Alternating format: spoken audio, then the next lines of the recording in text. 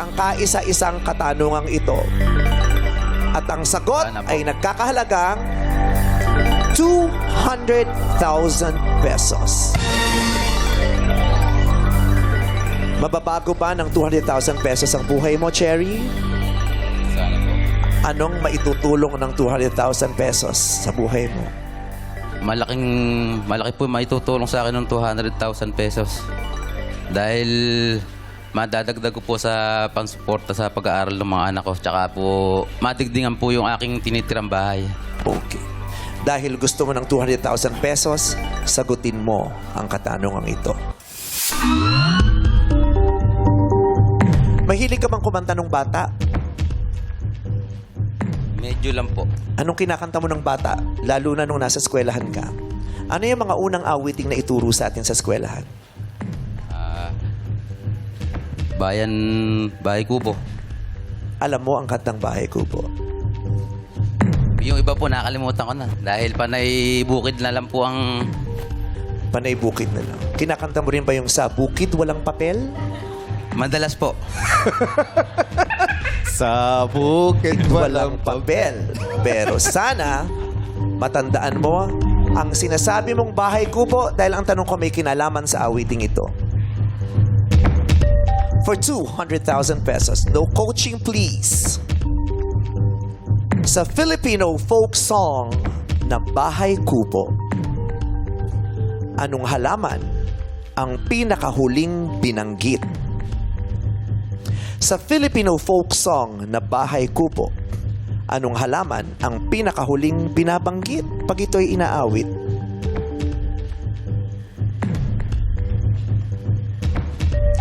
Limang segundo. Ano po ulit? Sige, ulitin ko. Sa Filipino folk song na Bahay Kubo, anong halaman ang pinakahuling binabanggit? Sa paligid-ligid ay puno ng blank. 5 seconds. Go! Puno ng linga. Puno ng linga. Ang sagot mo ay... Puno ng lina.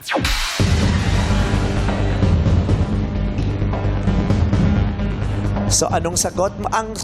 Yung pangalan nung halaman ay... Linga. Nabanggit niya, linga. Ang hinahanap ko ay pangalan ng halaman na pinakahuling binanggit sa paligid-ligid ay puno ng linga is correct. Ibibigay ko sila 200,000 pesos! 200,000 pesos!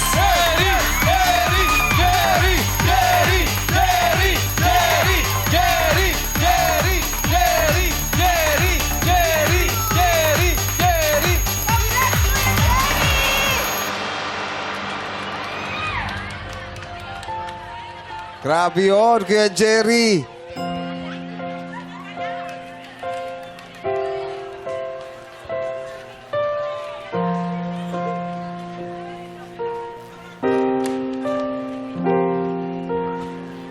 Sige, damahin niyo lang ho itong pagkakataong ito. Yung pakiramdam na para bang nasagip ka. Na kami. Si Lord pa rin talaga. Kay Lord pa rin. Muntik na kayong hindi umabot kanina. 10 minutes na lang late na kayo. At kung di kayo umabot, di kayo makakapaglaro, di kayo mananalo. Niya, desisyon niya po kung ano kukunin niya para sa mga anak namin. Totoo po. Napakahirap po.